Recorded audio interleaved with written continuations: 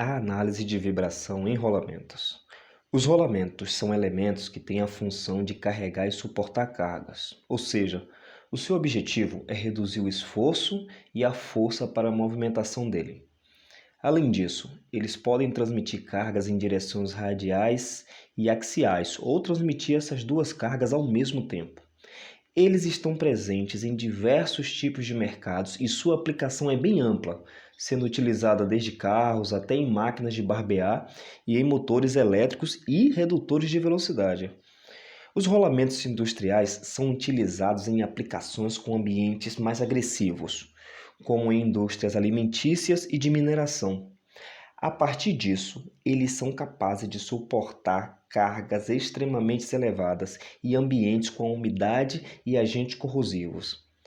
As partes de um rolamento são pistas externas e internas, esferas, gaiolas, retentores, lubrificação.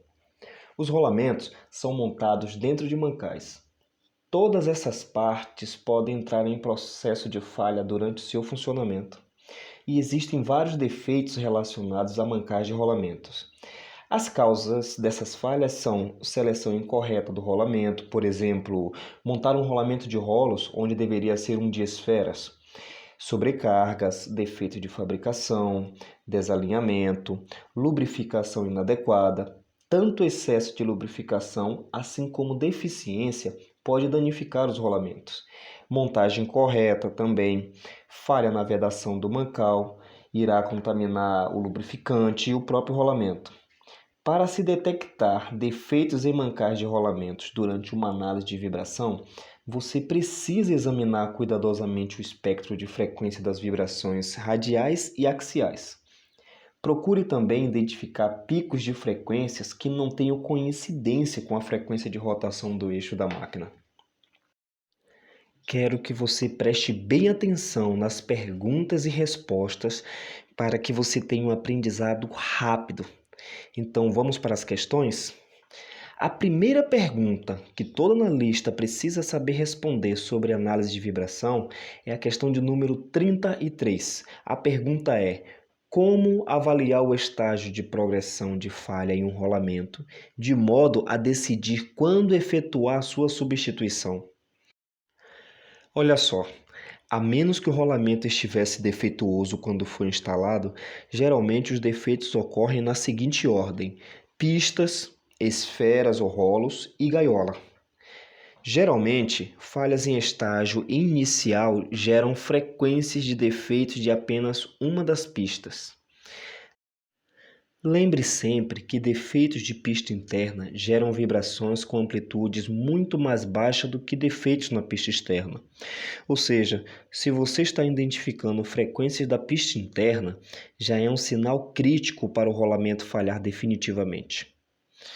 Em quarto lugar, o que pode se pensar é o seguinte: o aparecimento de frequências geradas por outros componentes indica dano em progresso, e a gaiola normalmente é o último componente a falhar e pode resultar em mudanças de frequência e ruídos logo antes da falha.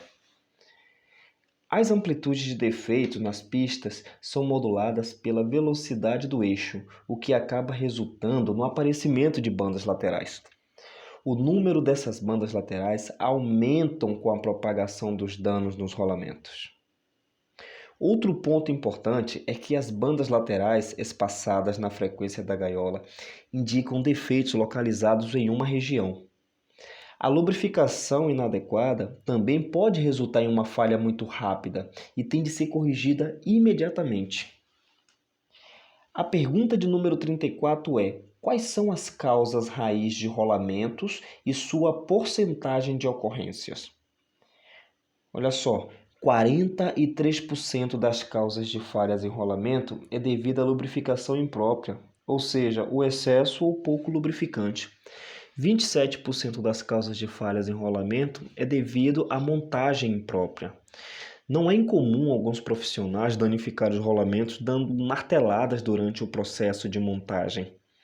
21% das falhas são devido a outras condições, como, por exemplo, seleção incorreta de rolamentos, defeitos na fabricação e vibração excessiva antes ou depois da instalação. Apenas 9% das falhas ocorre por desgaste natural dos rolamentos.